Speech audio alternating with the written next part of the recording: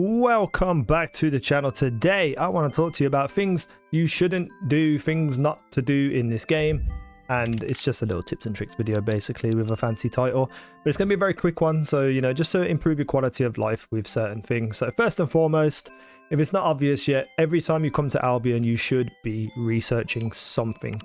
You're going to be getting a hell of a lot of materials from the game, and any of these materials are going to come in useful. So every time you come to Albion, you want it to be yellow to tell you that something's completed. And before you leave, you want to make sure that you are researching new things. The more you play, the more materials you get, the more research you can do. And things like the precision phase exchanger are very, very, very important. I need to go and get some more materials to get them, because they are basically for upgrading weapons, for hiring the levels of weapons to the current level that you're at. So these materials are very, very important, and they take a while to research. Well, not a while, but a little bit. So you want to make sure you have them in abundance as soon as possible. You're not really going to be spending the materials on much else at the start of the game, so you might as well be researching. And speaking of those materials, one of the things you should not forget to do as well is in weapons, components, and reactors, there is a junk filter. And this just makes life so much easier. So for instance, you can see here, I have a lot of weapons that are like 42, 43, 44, etc, etc. If we go down to filter all as junk, this button down here, you can set the parameters up for you to be able to instantly delete things very, very easily and quickly. What I would suggest is the weapon level, the reactor level, or the component level to be 2 or 3 below what your current highest drop is. So my current highest drop is 54, I think. So I've gone down to 51, because sometimes the 52s and 53s can be decent. You want to set it to a couple below you. You can set whatever tier you want. I don't really want to accidentally delete any ultimates, so I just go rare tier or lower. That'll be purple all the way down. And if you want to, you can include weapons with enhanced unique ability. This really is on the components. The component side, they have like set gear bonuses, so if you press exclude, it won't delete those ones regardless of what level they are. So then you can look at them before you delete them. Apply it. And then now at the bottom for me it says designate all as junk. So if I hold my right trigger, it actually just instantly marks everything that falls into those parameters, and then I can just hold right trigger and dismantle them and get all the materials. Another thing you shouldn't forget is to favorite your weapons. Anything that is ultimate for me, I favorite. So if I just take that off now, I don't have the little heart in the top left hand corner. Down on the tooltip down below, it says register attached items. Whatever that button is for you, press it, and you'll get a little heart. That means you cannot mark it as junk. You cannot accidentally delete it. It will stay in your inventory. Like for instance, I have this Albion cavalry gun. I'm not ready to infuse anything into it to bring the level up yet, but I don't want to lose it. I don't want to delete it because it's going to be important. And that comes on to my next do not delete your ultimates. Your ultimates will always come in useful. For instance, if you look at my Thunder Cage over here, I have a little yellow pip right over there on the right hand side. This means that I had another Thunder Cage that was given to me by one of the NPCs, and I used the workbench over here to enhance into it. So if we go over here, we can go to enhance unique ability.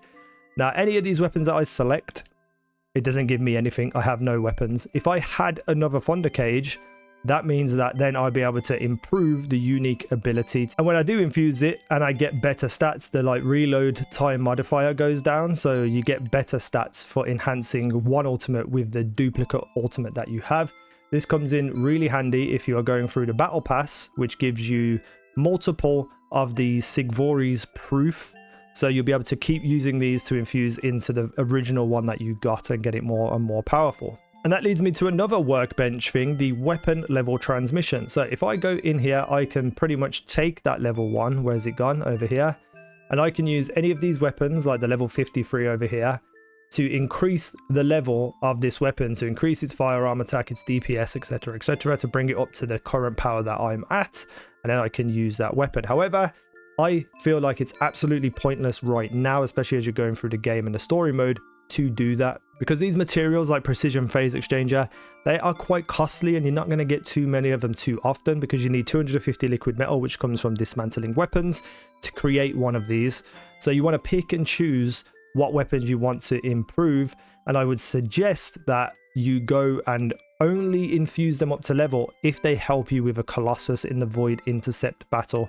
So if you have something like I'm currently fighting Devourer, he is weak to electric, so I put my thunder cage up to current level because that's going to do a lot of damage. So really reduce the amount of materials you're spending in upgrading things by weapon level, and just use the things that drop because a lot of them are really good.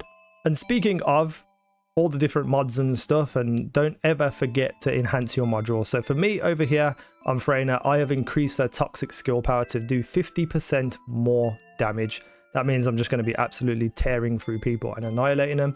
Things like increased HP, increased defense, always enhance them. And basically they cost these Kuiper shards up here. So if I was to take this technician, the skill power modifier, and increase it to, let's say, level 5, I'll get 5 little pips next to this. The only problem is that the capacity cost will go up.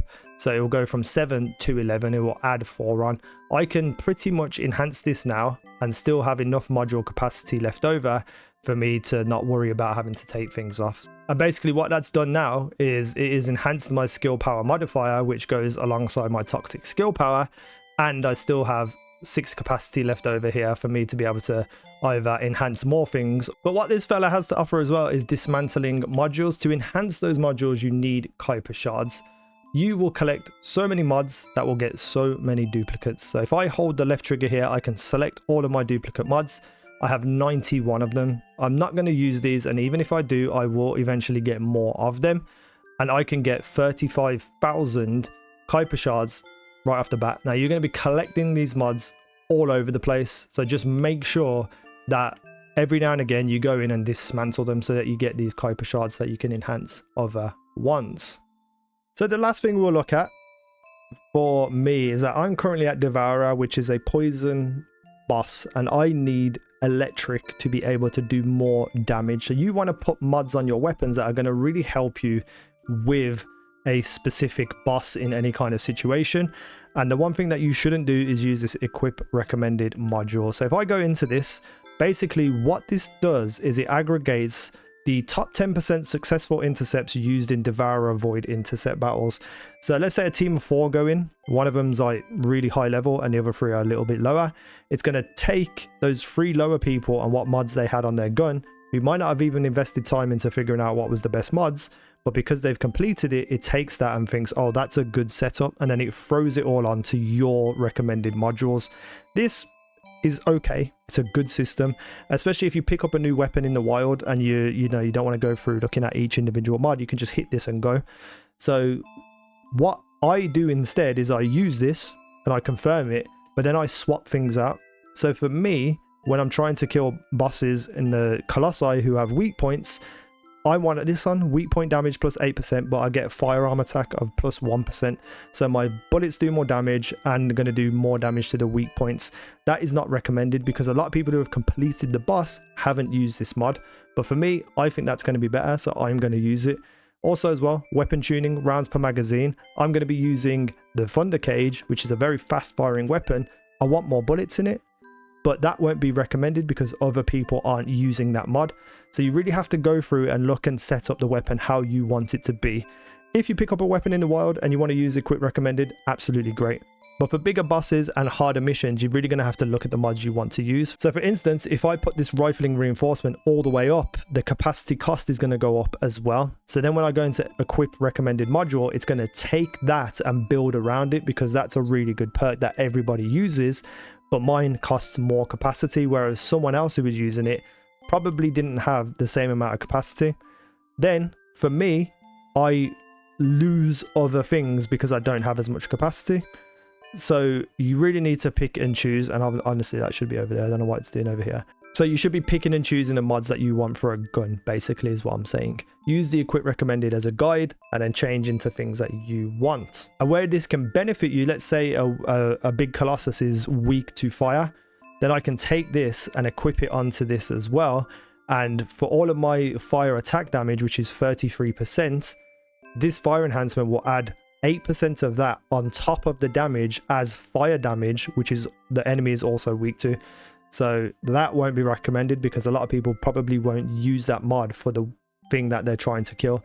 So make sure you're looking at the mods. And last but definitely not least, every time you rank up a mastery rank, your capacity slots will increase, even if it's by 1. So when you've get to the next level, so like I'm getting to rank 14 now, my capacity for Descendant modules will go up by 1. So then every single time you go to a mastery rank, check your modules, because you'll have some module capacity left over that you didn't realize. So now I have 8. I didn't even realize this, so now I can go through and find something that I like to equip onto the character, because I haven't changed my Descendant mods in a while and I've been getting mastery ranks. I now can get more equipped onto my character, so make sure you are looking at that every time you get your mastery rank. And that's about it. Just a few tips of like what to do and what not to do and what not to forget. Little things here and there that I think people may not have even realized is useful, like the junk filter. So I hope this helped. If it did, hit the like button, comment, subscribe, all of that fun YouTube stuff. Thank you for watching. I've been easynow. You guys have been awesome.